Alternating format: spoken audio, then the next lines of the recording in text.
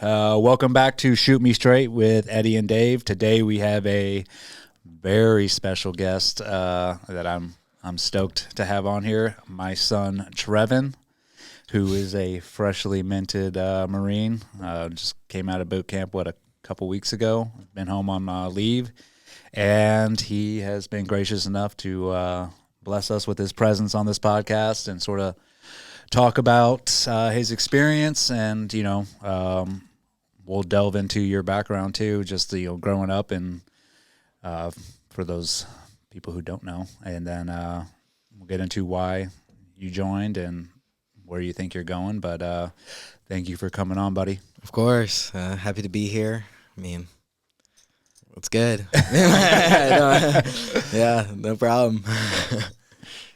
Dude, so what was it like? Give us the background. You just went through boot camp. Yep. What was it like going in? What was it? Give us the breakdown of it. Well, I mean, going in, I really didn't have I guess, obviously Dad and I were preparing for it for a while, but it's kind of just something I wanted to do, before I went to college. But then, when I was going through college, I was like, well, since I'm here, I might as well just keep going. But then. Well, yeah, let's back up a little bit then before we even get into boot camp or whatever. So just to give the listeners a little bit of background of you. So, I mean, you how far back you want to go? We'll go back to, when me and Mom got together. Obviously, you and Ava were, I think how old were you, like 5 at the time?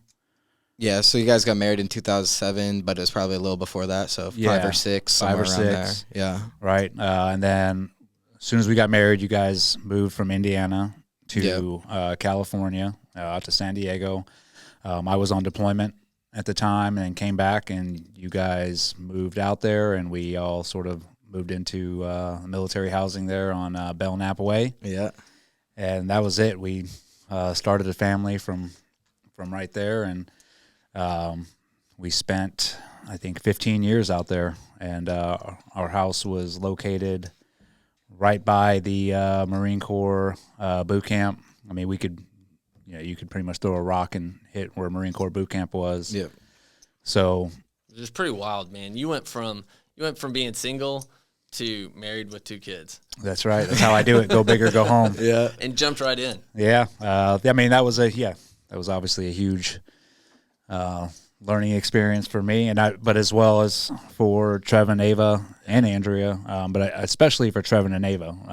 They, obviously you guys spent time with me, I think, a year before we got married, but at the same time, it wasn't a lot. I would travel back, spend about 3 days in Indiana, and then bounce back to San Diego or wherever I was training at. So I can only imagine, what you two went through with all that. And plus, I mean, we won't get into the divorce, but yeah, it was all that stemmed around, I left deployment, I think, a week early to come back and go to court so we could get custody of Treven and Ava and actually bring them out to San Diego. So that was a whole rigmarole within itself. But, the Lord blessed us, and we were able to take Treven and Ava with us to California and have them live there and have I think visitations. You went back to Ohio during the summer and then at Christmas time, I believe. Well, I don't even know if you know this, Treven, but Eddie's he's talked to me about it from the get-go. I mean, from even as they were getting married, he was like, they're my kids. Yeah. These are my kiddos. And you jumped right in completely. Yeah. Yes, I did. But yeah, like as soon as I, was like, yeah, we're getting married. I'm taking ownership of these 2 kids, and they're mine. I'm going to treat them as such and try to raise them as best I can. But I'm sure it was a whole different experience for you and Ava, at least, like coming out there, and also not only like living a new life with a new dad, but a new dad that was not home as much, right? Just constantly traveling, living that military lifestyle. So you guys took on a bunch right from the get-go. Yeah. I mean, I never really I guess would say like found the transition like that hard, because I mean, like I'll be honest, I can't really remember exactly like when I was 5 and 6, but like obviously the situation then, like with my biological dad and stuff like that, was obviously not like that good. Well, especially for my mom, because it's kind of like the, with her like all the time, so it's kind of the point of view you see it from. Yeah. So it's like, so I never really had a hard time, like, because dad never treated us like stepchildren or something, like whatever you might like think that those things are. So it was never really like a tough transition, because we were always treated like normally. I don't know, like as a father would, I guess. Yeah. So it wasn't really like a hard transition, in that sort of sense. It was just more, it's just kind of how it was. I don't know. Yeah. It's because you're just so young. It's not like, I feel like things are pretty easy, like when you're young. Like it's not that hard of a transition to like go from like a bad situation to a better situation. It's kind of like, yeah, I think we owe a lot of that to your mom. Yeah, sure. Of course. She's the one who made it so it wouldn't be a hard transition for you guys, because that was it is a big transition, coming out there and just taking on, going to San Diego, taking on sort of a whole new lifestyle. And I think for some kids it would be hard, but because we had your mom and how strong she is, she made sure you guys were taken care of, especially when I was traveling all the time. Yeah. I mean, mom was always there for us. I mean, even up until, basically the end of high school, like when you're still deploying pretty often or whatever, and you're just doing work. So, mom's always basically been there. Yeah. Like, since I've been born, as far as I remember, she's kind of been the constant in my life, Oh. So she's the rock. Yeah. So, I mean, I never really had issues transitioning, and it's like, when you're moving from Indiana to San Diego, it's not like, I'm not like, oh damn, this is gonna really suck. You're leveling up. Yeah. God forbid I gotta go outside and actually, be able to go outside and have some fresh air and, be next to the beach and, be in just like a nice area. Like where we lived in military housing was super nice area. Like, yeah. So I never really had an issue with it, and I mean. Then you graduated high school. Yeah. And then went to college where? UC Santa Cruz. So I guess University of California, Santa Cruz, I guess. People don't know the UC system, but so that was in 2018 I graduated. And so, yeah, I started at the end of 2018. Yeah. Went to college for 3.5 years, basically. And then I dropped out in my last quarter, like in spring break of the last quarter. Yeah. You were doing chemistry? Yeah. I just... no big deal. Just chemistry. Just chemistry. No, it was just, it was like during all the COVID and stuff, so I guess it's probably good to like touch on. Yeah, I would. Well, let's touch on your college experience, because again, I look at what you and Ava went through, even from the time you guys moved out to San Diego to the time, for you when you joined college, and I'm like in awe of just everything that you guys had to put up with, at least from my perspective. And then, you went to college right away, which, was, I think we can delve into that too, like whose choice that was, or like because we always thought like, yeah, you got good grades all through high school. You were pretty much a straight A student. So it was like, yeah, the most, I don't know, the common thing to do is to go to college, right? And I think that, the way we were brought up, I think me and your mom was like, yeah, if you don't go to college, you're going to be a failure. Like, you have to get a degree. That was like hammered into us. And obviously, me and your mom both did not go to college. Yeah. But I think we still carried over some of that mindset. And it was like, okay, yeah, he's going to go to college to get a degree in chemistry. And it sort of just flowed like that. And plus, we had about a bunch of other things going on at the same time. While that was going on, right? So, I was about to go into the shit show of what happened to our family, at the same exact time while you were transitioning from high school into college. Yeah, so that was, so like September, obviously, because you're going to take me to school, and then they took you, so then that's like a week before we're going to go too, and then they obviously, whatever, you got arrested and put in the brig or whatever, so then Miss Graham ended up taking me. We had to scramble and find some other parents. Yeah, to drive you up there. Like my friend from high school, his mom ended up driving me up there. So, but yeah, I guess like basically starting college, it was kind of that situation. And then I remember in particular just not talking to Dad. I think it was until like November. It was around Thanksgiving, I'm pretty sure. It was the first time I actually got to talk to him. So it was like, basically middle September to be like middle of November, because I just hadn't heard from Dad. And I remember it because it was like outside my dorm room. He called and I was like, oh, like, but with the trial and stuff, I never worried about it too much, because that first call, he was just like, hey, just like I'll be fine. Just don't worry about it. So I don't know. I take his words seriously. So I was like, okay, I'm just not going to like sit here and then think about it. Cause I mean, if he said it's going to be fine, then I'm not going to, I don't know. I just, During that time, did you have people in college that were like, oh, your last name's different, so you're probably shielded, I guess, somewhat there, but like, did you have people in college being like, oh, your dad's the one that is on the news all the time? And no, not exactly, but it just kind of ends up working out like, oh, because you're just meeting new people. Same thing like happens at boot camp. You're just like, you see pictures of families and whatnot, and oh, what does your family do, and where are you from? Just kind of things like that. So eventually people, it just comes out like, oh, what did your dad do? I'm like, oh, he's in the military. And then, it's like, well, what did he do? And it's like, okay, he's a Navy SEAL. And then they're like, oh, that's pretty cool. I'm like, yeah. And then, after a while, you just kind of end up spilling it just because people are just interested and they hear that stuff. They're like, oh, he's a Navy SEAL and you're like this. And you're like, it's so the same thing at boot camp, they're all like, oh, your dad's Navy SEAL and you're a bad piece of shit. Like, it's funny. So yeah, it just kind of happens in college, same thing. And yeah, like once people started figuring out, I mean, they didn't really like say much. Most people are just like supportive, like, because he was obviously in the brig basically my whole first year. So they're just like, oh, and they knew I went and visited him. I think on spring break was the first time we were allowed to visit. So. Oh yeah, you showed up with your long college hair. Yeah.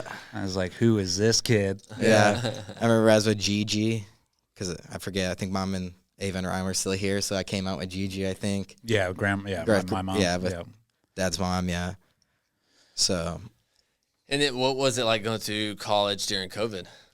Sucked. I mean, so it's California, and UC Santa Cruz in particular is like, I'm pretty sure it's literally like one of the top 5 most liberal schools, if not the most. So, COVID was taken super serious there.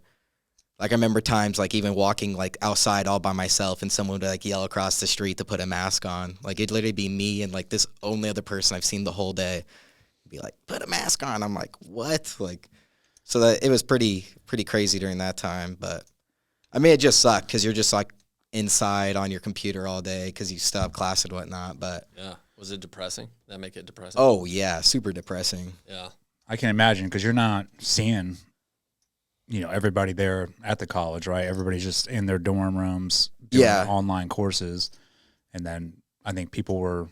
I mean, you can expound on it, but it seems like people would be nervous or scared to even go outside to go socialize or go meet new people, right? Because you have jackasses like the one you just talked about, like, get a mask on, and they're just making it a pain in the ass to do normal everyday things. Yeah, I mean, most people, like the campus, I'm pretty sure, like there's normally around like 16,000 undergrads. So I think during the COVID, there's somewhere around 1,000 to 2,000.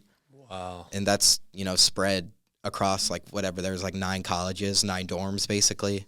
So, there's probably only 50 to 75 people living near you. Wow.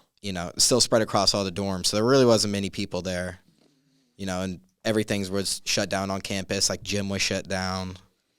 The good thing is, I guess, is it was like, it's pretty outdoorsy, so you can kind of still get out and do stuff. But, they had like one little campus store that was open. And then like, if you would go downtown to get stuff, it was it's still pretty dead.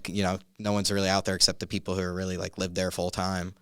Yeah. But, the stores were still, you tried to even go in there without a mask on, the police are getting called and stuff. Like people, like, I remember that because like they have like the one major, like main Safeway, like there literally was like, I don't know if he's like a security or like some sort of like local police or something, but he'd literally be standing at the door to make sure you had a mask on when you entered. It was just very, very weird. Super weird. Yeah. Yeah.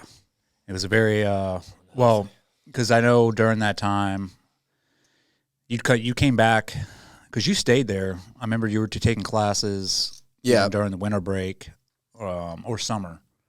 Yeah. I think it was because it kind of kicked off during like winter, like during the winter quarter it started. And I think, I forget, I came back during one of the times, but then I went back.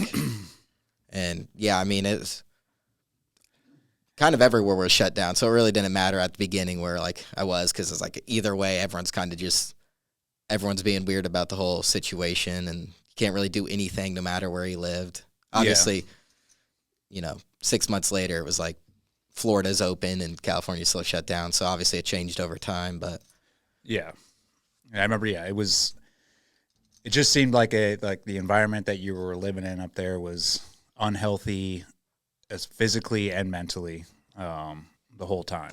Just being locked in a dorm room, not being able to go outside, or I mean, I guess you could go outside, but then you'd get harassed for not wearing a mask or not following whatever specific rules. So that sort of deters you from wanting to go do anything. Yeah. And then, having the gym shut down, and then not being able to work out is huge. yeah. And I saw the change when you came back during one of the visits, and I was like, hey, he's not looking good. Like, Yeah. You're not looking good physically, just mentally. I think you were depressed. You could see it. It was written all over you. Yeah. No, I definitely like starting from like the second year till really, I mean, I guess like my fourth year, like it got better at points, but I mean, I was just pretty depressed most of the time, because it's just like, there's really nothing to do, plus you mix that with, alcohol and whatnot, Yeah. That's always a great combination. Yeah. Just so it just wasn't a good time. And yeah, I don't know. It's hard to think back, like when I look on it, because it just sucked. I probably just put it out of my memory mostly. That's why it's just like hard to think back on, because I was just like, this is awful. Yeah. But then chemistry, and it wasn't really your passion, right? Like chemistry. No, not really. But to be honest, I don't think there's like anything in school that I really would have studied to be like, this is what I want to get my degree in. Yeah. Like I still enjoy chemistry, but I can't really even think about anything in particular like about school or like engineering. Right, that's probably what I would have done if not chemistry. That I'd be like would have deterred me from eventually probably joining the military. Or just not doing something in that field. Yeah, but I mean it's hard. It's hard to think about. Yeah, why do you think I mean, because from my perspective, obviously, I never went to college. I definitely didn't have the smarts like you did. I mean, getting a degree in chemistry or even attempting a degree in chemistry was not even close to being in my, aura of like things I could do. So to me, I was like super proud. I was like, dude, this kid has all the brains, all the smarts to get a degree in chemistry and like flourish somewhere, in the civilian world. But what do you think it was? Because I know we've talked about it before. Like you always had this like inkling, like, dude, I want to do something else, or especially the military. Yeah. Oh, I think COVID in a way kind of like helped that, because going through college, if I get a degree in chemistry, like if you're going to be in some sort of lab or something, like you're just going to be, I guess, like stationary. You're not going to be able to like go around a lot and do, you know what I mean? Like you're just going to be like stuck in a lab environment. So I think COVID kind of helped that in a way. I realized like, hey, like I don't want to do some sort of like desk job or, whatever the exact word you want to call it, like something where I'm just going to be stagnant. Yeah. And like, I'm going to just show up to work every day. And, I've never really been driven off of, you probably make pretty good money with a chemistry degree. So I was like, but I've never been like, the money would be worth it. So I think through COVID, like just being stagnant Plus, I just kind of always, the inkling would just I kind of always had that, especially like before, like my junior and senior year. I was like, I think, probably given that dad and obviously the whole family, a lot of the men in the family have gone to the military. I think it just over time, you kind of realize like the men in the family you have respect for them, and you see like it typically is created good men. The family has good men created by it. So like, why would you also not want to do the same thing? Yeah. So I think that was kind of it. But during high school, because the family was like, my mom, dad, my grandpa were like, do you have money to go to college? You should just go to college. I talked to some teachers like, hey, I'm thinking about this, right? Because my high school is probably a mile and a half from MCRD San Diego. So I was like, hey, what if I just joined the Marine Corps? And they're like, you can always do that. So you should probably just go to college since you have like the means to do it, right? Explain my situation. So I was like, okay. So that's really the big reason I went to college. But like being in the military never like left my mind completely.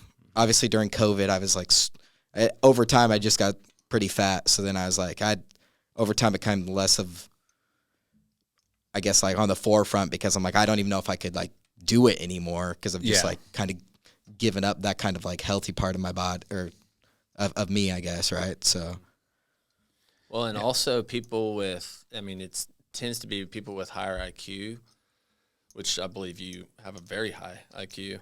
They struggle with depression a lot of times, and so like if you're already naturally prone to it, and then you're stuck inside with no socialization, and you're studying something that you're interested in, but it's not something that you see yourself doing as a career, and it's like God, in my mind, I see it as like God used COVID, used all these things to like path your way, bring you back here, like, and then eventually joining the Marines. Yeah, I definitely believe so. It's, I don't kind of, especially with the past, I don't really look back at the past and I'm like upset about it or anything like that. I'm not really one to like look back in the past and be like, oh, like, I need to remember it, because like, I think it's really the past is just for learning for, right? Mm-hmm. So I just, keep expanding right now in the present, and, just take the lessons from the past, not really like, not have the shoulda, coulda, woulda mindset. It's like, hey, yeah, this happened, but now I'm going to take what little attributes I can from what happened that I can propel myself going forward, and learn from it and use it going forward, right? Yeah, exactly. That's a perfect way to explain it. So that's like a Gallagher mantra. It is. It's a Gallagher mindset. We're not victims. Like, we're not looking back at the past and regret. We're just learning from it and moving forward. Well, everything's an experience, right? I think that's what people, bad stuff happens to people all the time. That's just life, and I think that's what is lost in our society too. Is the lesson that I learned at a very young age is life is not fair. It's just, that's plain and simple. It's not fair, and things are not going to go your way, and that's going to happen all through your life. It does not matter. You can try and set yourself up the best way possible. Like, I'm never going to fail. I'm going to take this easy route. Guess what? Life is going to throw you a curveball, and you can sit there and either, when life does throw you curveballs, you can sit there and commiserate about it and be like, oh, woe is me. Or you can just be like, yep, okay, how am I going to get past this curveball? How am I going to move on from it? And what things can I take from that obstacle that was put in my way to keep propelling myself forward that would help me defeat other obstacles that are going to come, because that's just life in general. Yeah, I agree with that. That's exact same the way I feel like we've been raised to think that way, right? Like, you just have to, you can't just like stop, right? You can't just like, okay, and like, I'm just done or anything. You might get like days where you have a pause, but I think over time, just as a man, you want to continue to like better yourself. Mm-hmm. So I think that's kind of the mindset I feel like probably both my brother and I share that, right? I feel like you probably lean more towards, like what you learn from your dad, and Ava's probably more like mom. So I feel like you probably learn like just by setting the how you set the example, like and just growing up, the things you've said, like and it's never been like a mindset where like, okay, like this obstacle or this is what happening is gonna like completely stop me. You just have shatter us. Exactly. Yeah, you have to learn how to flourish even in the worst of situations, which, I mean, to be fair, I don't think I've ever really been put in that bad of a situation. So, but it's like everything. I beg to differ, man. Like I think obviously no, you have not been put in like a dire situation, but you've been put in some tough situations, right? And that's why I'm like in awe of all three of you, Treven and Ava, and just where all of you are at now, and seeing and just like remembering all the things that you guys had to go through as young children, especially growing up in the SEAL community where, I mean, I can't imagine, you guys, I had, brothers over that to the house all the time, and then some of them would die, right? And then you guys would have to take that on, like, hey, what happened to Uncle Aaron or what happened to Uncle Brad? And it's like we'd have to explain, like, he's no longer with us. And we never hid anything from you guys. We didn't try to, pad it and be like, oh, it's, we were just straight up brutally honest and be like, yes, this is part of your dad's job and your dad's friend's job, and this is an aspect that does happen. And, unfortunately, during that time, because we were in war, you guys saw more than any young child should, I believe, that much death that's close to the family. But you guys, I think, you guys took that on, and, that's why I'm in like awe, because I'm like, dude, these kids just took that on and kept pushing forward. And not that you were like, oh, forget it. It's like you guys took Brad's name, Aaron's name, and all my other friends that have died, and I think you guys remember them all the time, but you use that to propel yourself forward, right? You use them as examples, like I want to take that attribute, and that's at least what I've seen from you guys. Definitely. I mean, speak to that, just going, like, I guess we probably like, oh, why do you want to join the military? I did, like, before I was joining, I was like, I definitely want to do it for, like, these people. Like, like if they were going to do it for me, like, I feel like as a man, like, why would I not do it for, like, others? Like if someone is willing to do that for me, like, I feel like there's a part of me that's definitely like, well, if I don't do it, I'm just going to, like, wait for someone else to come along and do it. So, like, that's definitely one of those things where I feel, I guess, like, I almost like feel like I must do it because it's like you owe a debt. Yeah, but it's not really like it. Not even like it is like that's kind of how I feel, but I don't really feel that way. Like I don't feel like I like owe it to them, but like I feel like it's like almost like the right thing to do. Yeah. But it's like what I want to do, so it doesn't. Yeah. There isn't like a burden where I feel that like I need to do this, or it's like it. Something I'm like getting myself into that like I'm just like, oh, I need to do this, but I really don't know if I can. It's more of like, I want to do this, and like, and while I do it, I want to be like a, to honor these people. I feel like it's really important. Yeah, that's awesome. Yeah, no, I think that's the right motives. Yeah, that's definitely a good reason. One of many good reasons to do it. Yeah. So when you came back, right, you came in, you worked with me for a little bit. Yeah. And I remember when you told me, hey, I think I'm going to join the military. Yeah. And my first thought to myself was, because I know, man, you're really gifted, right? Like you're really smart. You could, almost the problem with that, and I think the problem sometimes with guys with really high IQs, and they're really good at things. It's like, man, they could do so many different things. It's like, man, you got so many different paths you could take. Yeah. It's almost an obstacle in of itself. It's like, too many options. Yeah. And so I remember thinking to myself, are you doing this just because you're overwhelmed with the decision and you're just like, hey, this is a way out. Like, okay, I'll just join the military. Yeah. And I was like, let me question you. Like, let me ask you.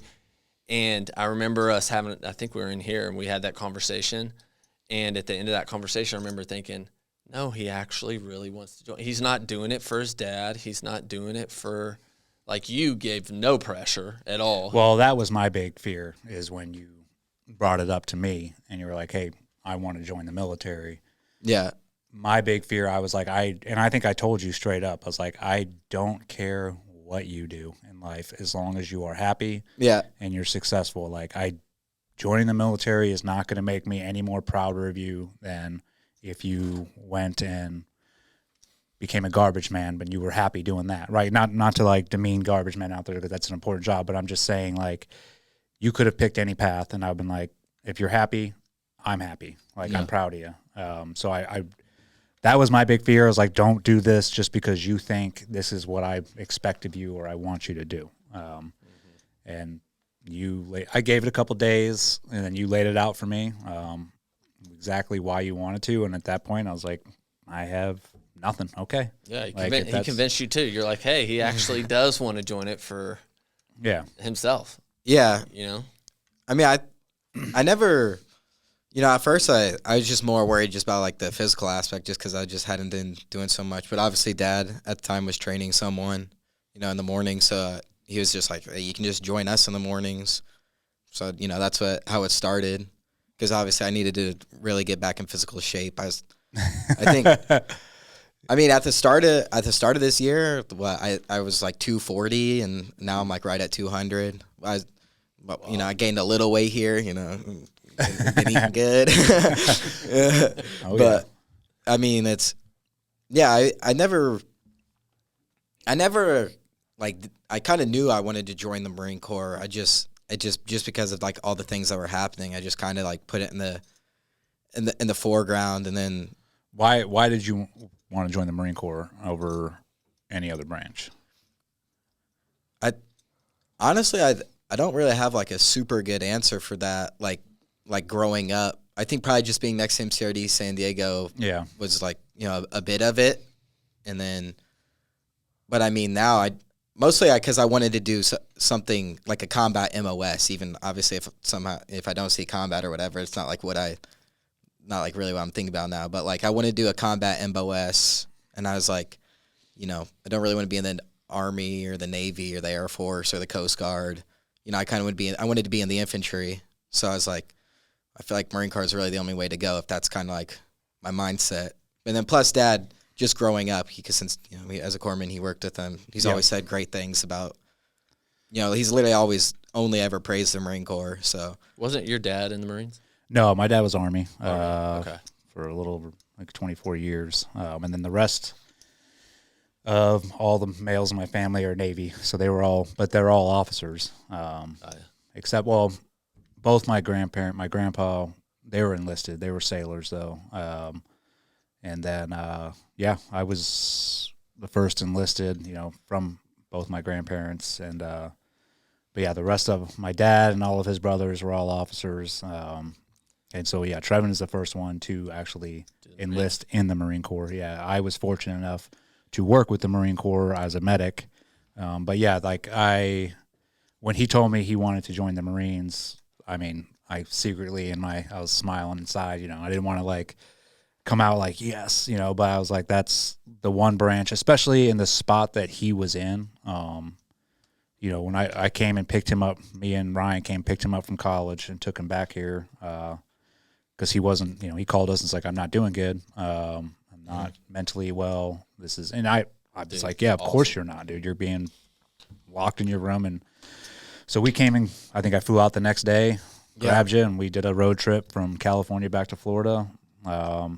And while he was back here, he came and he's like, I want to join the Marines. And I knew that is the one branch that has the highest of standards, and also it puts in the most discipline, at least from my experience of what I've seen. And I've worked with all branches, and Marine Corps stands out as the one who, they're super proud of being a Marine.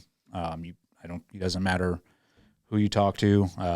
They could, it's that saying, once a Marine, always a Marine. They are all like proud of what they've done. in the Marine Corps. It doesn't matter what job. It's like this unspoken brotherhood, and I guess sisterhood, whatever. I don't know, but yeah, with the female Marines. But it's I knew that's exactly what he needed, especially in the spot that he was in. Yeah, even as just a private citizen, no military background, like I know, like the Marine stands out. Like if someone's a Marine, I mean, they're proud of it. Yeah. And they're very much seem way more disciplined, and there's it's like a Texas A&M, you know. Yeah. something like It's like a football, like a college football. You're proud of like your team. Yeah, like I mean, even this sweatshirt, I was just running on the 30A, and That's a good story. Yeah, some dude was just driving by, and then he just like stepped on the brakes, like kind of like came into the grass and stepped on the brakes, is like right near me. So I was like, oh, you know, I've never been, and it's like an all black car, tinted windows. I'm like, man, am I really about to get shot or something? And he jumped out, and he had literally this sweatshirt on, and was like, hey man, I was a Marine, like da da da da, you know, like thank you for your service. He's like, I know you're from 30A, like I've seen your family, and you know, like I follow your family on whatever. He's like, you know, I'd served, you know, he's kind of older, so it was, you know, 20 like or 30 or 40 years ago or something, and you know, literally just was like, hey, I want you, literally just took the shirt, like, you know, the jacket literally right off his body right then, and was like, here, like you take this now, like how cool. Yeah, and you know, it was just, that's cool, just super nice, you know. He just jumped out of the car, gave me like a big old hug, like just super, super proud. It was really, really nice. It was like, that's awesome. Yeah, I mean, that's the Marine Corps in a nutshell to me, right? Yeah. Like they spot one of their own and they're like, yes, and get out, and like you can even see it when, you know, I put on training here for a lot of DOD guys, and when there's a couple Marines that come into the classes, they immediately like make eye contact with each other, and they're like, okay, that's one of me, you know. And you don't get that in a lot of other branches, I don't think. Yeah, you've always had the most like high respect for Marines. Yeah, I mean, that's who raised me, and when I joined, I mean, I was raised my first 4 years in the military by the Marine Corps, and I'm beyond grateful for it. I mean, I needed it as well. I needed that discipline. I needed that structure, and they provided that to me. And not only that, I had the best leaders in my entire career. That first 4 years, they were some of the best leaders and mentors that I had, and that carried me through my whole career. I mean, and I'm still talk to them to this day. I'm, you know, good friends with them. Even now, you know, they're all, as soon as they found out Treven was joining, I must have received like, you know, 20 phone calls from guys that I serve with, and they're just like super stoked. But not only stoked, but they're already like, hey man, we're going to take care of him. I already have people in these locations that when he shows up, just let me know, and we'll make sure he's good to go. So I mean, it's that kind of brotherhood that, you know, that's why I loved being with the Marines, and that's why I was grateful to be with them. And they shaped my career for sure. Awesome, that's so cool. Yeah, I mean, I think that's definitely a big part of it. Is now joining us, this kind of like realizing like what Dad said about them is like true, because you know, I just don't think most branches kind of have that, you know, because obviously Dad's you know, from like a generation or whatever to whatever it is, like above mine. But, you know, they're still, like, interested in helping, like, the younger Marines. Especially now, I saw that a lot at boot camp. You know, like, once you became Marines, like, people were very, like the, you know, the staff NCOs, because that's typically what's around Parris Island since they're training the recruits. Like, they became, like, very, you know, even in the PX, it's like they treat you, like, with respect. And it's just different because, you know, right after being a recruit, they're like, you're nothing, you know, like, all that stuff, and just even being, you know, a private, you know, but they're just still be super respectful, like, you know, ask you, you know, just like try to assist you where they can. And it just changed like in an instant, you know, like they're already just trying to look out to make sure you're doing well and whatnot. It's definitely like a good feeling. Like you feel like, you know, like people actually care, which, I mean, I feel like it's just like, you know, you're getting put in like a good position, like when people are just looking out for you. Yeah. For sure. How was boot camp? When you arrived, like, did you get off the bus? And I'm thinking Full Metal Jacket, like, scenes from Full Metal Jacket. That's in my head. Yeah, I mean, so yeah, right. We got there September 11th. It was You got there on September 11th? yeah. Wow. So, yeah. So that was, that's pretty. Oh, also, especially for y'all's family, that means like a double. Yeah. Oh yeah. And then my platoon number was 2106, and our Belknap address, the zip code is 92106. So I was like, it's very perfect. That's like literally the first day or whatever when they told that, I was like, oh, I can't quit now. Like I can't get dropped. Can't get like. I gotta have like this perfect, like alignment, because I was like maybe I want to go to MCRD San Diego, because that's like the zip code of it is 92106 is MCRD San Diego, but it ended up like still being pretty special, being 2106, because I'm like it's like still a part of me, like God was looking out, like you're gonna be in the proper platoon, like you're gonna still have like a piece of that, even though it's not really that. But boot camp overall, like, you get there, like the first week is forming, so you're just like sitting in. What do you mean forming? It's before the drill instructors pick you up, or pick you up. How do you say that? Take charge. Take charge, yeah. So you have like two drill instructors, but they're not like really drill instructors. They're just kind of there to like make sure you get all your vaccines and whatever, all your gear and just stuff like that, like all your clothes and whatnot. And during forming, you're just in this big old classroom we were with like another male platoon, because we were like the first two platoons to get there. That other platoon got there like that morning, and we got there that night. And you just sit in the classroom, you get all your gear and whatnot, and you don't do much. And then like Black Friday is what they call it comes, and you meet your drill instructors and whatnot. So, was your drill instructor like hardcore? We definitely had the hardest ones like in the company, but like it's not like what I'd say like what you like think of, like kind of like what it's not the same, like that kind of like stereotype. Oh, back in my day, like they're not as like, I guess, like physical as you like kind of like think and whatnot. Like they're our drill instructors will always say, mothers of America saved you. Because they're like, they'd be like, yeah, we would put the work on you if Mother of America didn't let us. So that always cracks me up there. But yeah, I mean, you just start, so it's forming, and then you get to like the first week, and then, it's in 3 phases: phase 1, phase 2, phase 3. Phase 1, you're just going to the classroom, basically learning, PTing. You're learning all your acronyms. Exactly. And you're learning Marine Corps history and cool. all the proper regulations for uniforms, just like, everything just all the basic knowledge, and you're just doing that, 3 hours every day, and then going to chow, and then,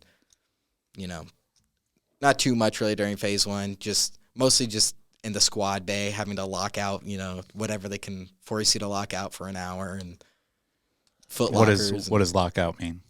They just have to have arms parallel to the deck, and you typically use 2 fingers to practice for drill. You just have to lock out whatever it is. In the morning you'd be getting dressed, so it'd be like a sock and a boot, or whatever your uniform for the day would be. You'd be having to lock out that, and then if someone didn't want to have a complete 90-degree parallel to the deck, you'd have to, all right, put it down and pick it up. Someone didn't want to do fast enough that, okay, go put it away. Okay, now bring it back. Okay, go put it away, stuff like that. So that's what a lot of phase 1 is. Just like teaching you discipline. Yeah, like, that's real specific. Yeah. Like specific actions. Yeah, left sock, just stuff like that. So it's really just discipline in phase 1. You're just doing that stuff really all day, locking it out and learning. Then you get to phase 2, and that's kind of like where you start, I guess, kind of the end of phase 1. You do like swim week. What else do? You do like, and then, after swim week, you start doing, I'm forgetting that little now, like grass week. Then you go to the range, so you do table 1 and 2. So that's kind of like where it really starts picking up as phase 2, is where you start actually doing like the bulk of like the actual training, and it's not really the, just getting beat all day for the playing the games. Yeah, exactly, just playing the games. Mm-hmm. Then phase 3, obviously you just BWT and Crucible, basic warrior training, and then Crucible. BWT? Yeah, it's like you start doing like you go out to the airfield there, like the old airfield, and they start teaching you how to like patrol and hand and arm signals, TCCC, things like that. You go out to the field for about basically 4 or 5 days, and you sleep in the hooches they have there. Get used to sleeping on the ISO mat on the concrete. Yeah. So overall, it wasn't too bad. But really? Was it really tough physically for you? No, I wish it would have been a little harder, honestly, because once you start going to like the range and stuff, you don't PT, like, because you go, we wake up at 05 and we'd be at the range by like 06:30, and you have to eat, you have to get ready. So typically, and you get bussed over there if you don't like hike it. Sometimes we'd walk it or hike it. It's like 2 miles or so. If that was the case, then we'd literally be there most of the day. Then we just come back, eat, and then kind of after 5 o'clock, you don't really do anything else. You just kind of go back and if we're doing something, you got to pack it or whatever. So I would say it wasn't like too tough physically. Just sometimes it kind of just sucked. Not like the physical part of it, but more of like what you were doing was just like, okay, I've had enough of mentally. Yeah. But it was never like I want to quit. It's just more like, could we please just like not lock out the Foot Locker? Like, like I would love to just like be able to use the bathroom, like something like that. So do you, from going in to going through your ceremony and becoming a Marine, like, do you feel a difference? Like, when you think about before you joined to now, I mean, are you like, man, that going through all that already, I feel like a different man? Yeah, definitely. Like, kind of like when I'm in the environment. Like, when I'm back home, I still feel like kind of like the old me. Like, I'm just going to chill, like, do my thing. But, like, when I'm in the environment, for sure. And also now I just kind of, like, I almost miss it. Almost miss boot camp because I'm like, But what you're doing, I know it was like good for me, so it kind of makes you. I get like I'm like excited to go like to the next thing because I just want to like keep improving or whatnot. Yeah. So I would definitely say like there's definitely a change, but I feel like the most of it will come like at SOI, like once I actually start like really doing like the Marine Corps stuff. I feel like boot camp is just kind of to like. I still don't even really feel like a complete Marine yet, I guess like I'm a Marine, but I don't feel like at all completed or satisfied or like. What's SOI? School of Infantry. Okay. So once I go to the infantry school, I think it'll be more like, okay, like now I know kind of like what I'm doing. Yeah. You get to start applying what you want to do. Yeah, exactly. Because right now you're just kind of in that weird position where you're like, okay, I did like the basic part, but like, well, you just accomplished the first part of your journey, right? And you've got, I mean, the sky's the limit. So you have so much more ahead of you, and that's why, I mean, that's what's so awesome. And it's not, I think the military is built like that, all branches, right? So you finish boot camp, and they do a very good job. Well, the Marine Corps especially does a very good job of like indoctrinating you. Making you proud to be part of that organization. They make you, earn it through boot camp, but that's nothing. Like you get done with that and you're like, great, you're a Marine. Now you're going to start going to schools that's going to make you an actual Marine, like what job you're going to do. And you chose the infantry.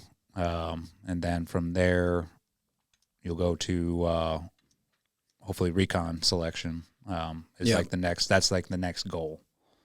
Got you. So, and that's what's important, and that's what I talk to you about is you always set your goals or like reach for the stars, right? Yeah. It's like, don't just, hey, I'm going to go just this school of infantry. It's like, yeah, that's great, but you need to reach for the stars and set these expectations or these like, hey, I'm now I want to do this, and that's how your career should be, right? You should never be settling like, I'm going to do this and just stay in this job. It's like you should be always looking for the next best thing, and stuff that's going to serve you well, but also serve this country well. Yeah, because like even when we went to the recruiters for the first time, like I was like, yeah, like, you know, he didn't really even have to recruit me. I was like, yeah, I'm gonna sign up. Just let me get in better shape. He's like, okay, but even then, like when we went there and I was gonna select my MOS, I was like, oh, like, you know, just infantry. And then Dad was like, you know, do you guys have anything else? They're like, yeah, we have recon. I was like, Dad was like, you should probably just do that, because I was gonna have to wait like 6 months either way, because you know, it was like all the high schools were getting out, like the seniors, so all the contracts for infantry were already up too. So it'd be like you have to wait a month longer though. So it was like whatever, like we'll just wait an extra month then for the recon contract or whatever. But yeah, I mean that's also, I feel like, a good thing too, because it was like I knew I wanted to be in the infantry, but I guess like I didn't like push for like a higher goal, and then Dad was like, you know, there's like a higher goal like already you can set. So then you know, like walking out of there, I was like, okay, because I was like, oh, I know I can do the minimum of pull-ups, but now I need to do like actually more than the minimum. Maximum. Yeah, exactly. Yeah. Like now I need to do even more than that anyways, like, you know, to even qualify for this before I go to boot camp. So that was one of those things where I was like, you know, instead of doing whatever it was, like 3 pull-ups, you know, now I'm like, okay, I do need to do 6 before this, or it's like, you know, or whatever the case was. I feel like that definitely helped, like kind of set the tone, like, you know, start already pushing to be better even before you join or whatever. Yeah. Oh, that's pretty much your journey. Like you were signing up for stuff, like while like any chance you got, you'd sign up for like sniper school or stuff like that. Yeah, right? I mean it's whatever I thought was going to better me as a Operator. You know, even then I wasn't even an operator then. I was just a corpsman medic, but I knew I wanted to be, and I had no clue like back then, but I knew I wanted to be a warrior, right? It's like I want to be a warrior. That's why I'm joining. And so any opportunity that was given to me to better myself as a warrior, at least in my mind, I was like, then yes, I would raise my hand and go do it. And that's the great thing about the military as well, is if you are motivated and you show you have a strong work ethic and you show that you are willing to do anything like, hey, to better yourself, they will give you those opportunities. It's just you have to prove it to them a lot of the times. Like, hey, is this the individual that we want to give a chance to go do this? And that's where the hard work comes in, right? And that never stops. It's and that's like the mindset I had when I was young, thank God, is, you know, I'm just going to keep working my ass off. And any opportunity they give me, I'm like, yeah, I'll do it. And it pays off, because then you become that individual. They're like, okay, this guy is, he's willing to do anything to better himself, but he's also helping out the community, you know, the Marine Corps community, or, you know, moving on to the NSW community. You should always be trying to better yourself, but also better the community that you're in, and become what you want to become is an asset, right? Mm. You have to make yourself an asset and not a liability. So that's what you should be working towards always. Like, how can I become the best asset possible? And you do that by signing up for whatever schools are given to you, right? So then now you have this qualification, and then you go to this other school. Now I have this qualification, and go to a different one. Before you know it, you have like 4 different qualifications, and they're like, dude, this guy, we'll take him, you know? And that's the mindset I had. I mean, it worked for me. That's all I can really go off of when I'm trying to guide him, or, you know, I'm sure people have different ways they went about it. I just, and I also did it very typical Gallagher fashion, which is, you know, I'm going to take the rough side of the mountain instead of trying the easy way, which sometimes is a detriment, but it's, I mean, I'm glad that I had that mindset, and I'm glad I did it that way. Some things took longer than others, but you know, it all worked out. Yeah. I picture you as the one that always like, who wants to like get in this like flaming ball? You know, who wants to jump into the sea of sharks? And it's like, Eddie's like, all right, I'll do it. Even when we were hunting, we were out, all 3 of us, we were on a hunting trip, and my buddy's ranch, and he was like, who wants to hop on the top of this car and smoke this oryx or whatever the thing is? And he's like, yep, me. Yeah. He's like, And you nailed him too. Like we were driving, and I mean, we're like bumping over everything. Yeah. Oh yeah, that was you friggin' sniped the. that was a lucky shot, I guess. It was a tough one because it was like running with like 14 other Oryxes, and he was like, "You have to hit that one." Yeah. That was a good time. Yeah. Yeah, that was fun.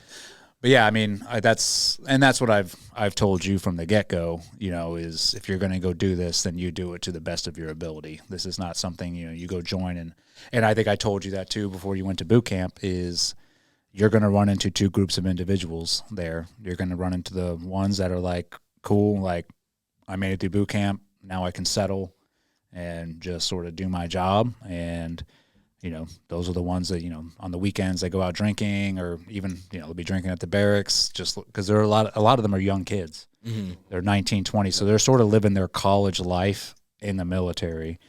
But then you're going to have the other group that wants to succeed, that wants to do something better. And those are the ones you're going to see on their off time. They're at the pool training, or they're training, at the gym, or working on their tactics, like studying tactics. And yeah, that's not as fun as going out and chasing women and getting drunk. But guess what? Those are the ones that succeed. Those are the ones that push forward in their career. And in the end, those are the ones that all those other individuals who sort of settle, they look up to them because they put in that hard work. And that's what I told you. I was like, attach yourself, find those individuals in boot camp, and then attach yourself to them. And then now when you go into SOI, you find those individuals who are motivated, who are looking to excel, and you attach yourselves to them and become part of that group. Or if you don't find that group, then be that group. Be the leader of that group. Like, hey, I'm the one going to do this. I guarantee you people will follow. Yeah. I mean, I think that just in general, that's like kind of even like what they teach you at boot camp is like, like obviously every Marine rifleman, and then it's like, like we're here to make you guys leaders. Like, this is the start of like, your leadership, like as in the Marine Corps is like here at boot camp. And it was kind of funny to me because, I was one of those recruits that would every day that I get screamed at all the time. But then like when it would come to like, okay, like we got to do depot laundry, or, we got to do like all these like shitty things. You got to go out of the squad bay and you don't want to do. I'd always be like, oh, they're probably going to pick me because I get blasted every time. But nope, they would always pick like the most shitty recruits, and I would never be in it. And I was like, man, like for getting yelled at probably like one of the most out of anyone here, like they never pick me. And I was like, yeah, it just was like one of those things that I don't know how to say, like you kind of feel good about it. Like they obviously like see something in you. And then obviously like once you get back from the Crucible and they give you your Egan Global and Anchor, like that's what like the one drill instructor said to me. He's like, he has to give out whatever, like probably 20, 25 in a few minutes, but he took like a minute and a half just to talk to me and like, give me like a really like super, it was like pretty inspiring, and like just said a ton of good stuff and like to me. And then, he did it to the guy next to me. He's like the other guy in recon. He was a really good recruit too. Or he was like probably the best recruit we had, but it just felt like really good. Like knowing that like, even though they're always getting after me and whatnot, like it felt good. Like, yeah, like, you're like a good recruit and whatnot. Like, yeah, like they're getting after you because they see so much potential in you. Yeah. And molding you. Yeah. That's what's going to be cool, Treven, is like you have this, you are working, like you are attacking like the stuff that you're not naturally great at, like discipline and physical stuff and all that. Like you're getting badass there, but and then you combine that with your natural like intelligence, good problem solving skills, all those things. It's like, man, you're going to be an incredible leader. Like you'll have both. Yeah, that's definitely. Most people just double down on their strengths and they never like approach their weaknesses. You're double downing on your weaknesses and you still have your strengths. I mean, it's gonna be really cool. Yeah, I mean that. Dad and I were talking a day or two about it, or a few days ago, and we're like, that's definitely like kind of just one of my goals. Like I don't really care about rank, but like once obviously I'll probably pick it up at some point. Like I just want to be like a good leader for. That's kind of just like my goal in the Marine Corps, I guess, is just to be a good leader, really. Like, inspire the junior Marines under me or whatever. I don't really. It's kind of what we were just talking about. Like, I don't really care to be like whatever, really well known or whatever. All those like the flashy lights type things. But I just want to be like a good leader for if I stay in for 5 years, if I stay in for whatever 20, like it's kind of just what I want to do. Yeah. It's like kind of like just my personal goal. Obviously, other than like, doing well in my job and whatnot, becoming better personally. But like my overall goal is to definitely be like, someone I can look up, someone people are able to look up to me. Yeah, people, and be able to mentor individuals. Like, so it sounds like some of the drill instructors were doing for you, like of course, helping you out, and that's the goal, right? Mm-hmm. But all that comes together, right? So you wanting to be a better Marine, be exceptional, go the extra length, that will all come full circle when you are put in a leadership position, because you will have all that experience to be able to put onto others when you're in that leadership position. Believe me, you just keep focusing on the goal of becoming exceptional at your job, and all that other stuff will follow suit. Yeah, that's definitely how I feel about it. Yeah. Awesome, man. Thank you for coming. Yeah, of course. Thank you guys for buddy. having me. Super proud of you. Thank you. Yeah. Me too. Yeah, I appreciate it. Any words of wisdom to those the kids wanting to join? Just join whatever Or branch you thinking want. about it? Say what? Either wanting to join or thinking about it. I'd just say, if you want to join the Marine Corps, if you want to join really whatever, any branch, I would say, like, if you think about it and you're not really wanting to go to college or something like that, I feel like it's a good thing. Like, most of the kids or most of the people joining are, 18. So, they're literally, by the time their contract's up, they're my age. So, like, I'm joining. I'm kind of like at the end of where their contract would be, and I'm just starting. So it's like, you're still young. So I definitely feel like if even if you got like not like a bad situation, but you know what I mean? Like, you don't really know. I feel like joining any branch is probably a good idea. Just give you something to do for 4 years, keep you out of trouble, obviously, keep you out of drugs, things like that. Yeah. I think it's just it'll probably just, I think it'd probably just help help the average person, really, if you just had some sort of structure, especially being like a young man or woman, But yeah, I don't really have a ton of words of encouragement. No. I'm not one of those good, people that's going to force people to. No, I just that's good. I mean, that's true. I talked to I was talking to some young individuals the other day that are sort of at the cusp. They're at 19, 20, and I think a lot of young men in society now, especially at that age, not even, it was the same when I was coming up. At that age, you're sort of lost. Like, if you don't have a direction, like, oh, I'm going to college and I'm, that's set out for you. It's easy for a young man to sort of get lost at that age and, like, what is my purpose? What am I going to do? And I think, and I don't try and, like, tell them to join the military, but I think it's a good option. I'm like, dude, this will provide you some structure, some discipline, give you some life skills. And like you said, if you don't like it, it's only 4 years of your life, but I guarantee you'll come out of there after that 4 years a better human being than you were before you went in, and you'll have more of a direction of where you want to go in life. And I think the military they're hurting right now for recruiting. We won't get into the why, but I still think that we need good men and women joining, not only to better themselves, but to also serve this country, because we still live in the greatest country in the world, and we need good men and women signing up to defend it. So I'm super proud of you, buddy. I'm proud that you went this route. I couldn't, when we went to your graduation, I'm not going to lie, I was tearing up a little bit watching you. I got way more emotional than I thought it was going to be. But that's because I was, beyond proud of you. Thank you. I'm glad you're going in the direction you're going. And now I got to focus on the little guy. Little Bubs, and see what direction he's going to go into. Yeah. Another military man, probably. We'll see. But he's in denial, though, probably. He's like, I'm going to be in the military, and then, he's going to be a great college student. You know, You never know, He's man. going to be the He's, doctor of the family. He's like, I hate school, and then he's really going to be the one. That's how Giving it my usually works out. optometry. Yeah, I know. That's what I was thinking. Yeah, but you guys, all three of you are good kids. You guys all inspire me, and that's all I can ask for as a parent. Thank you. Awesome. Thank you, Trev. Yeah, thank you guys for having me. I appreciate it. Okay. Yeah. Out.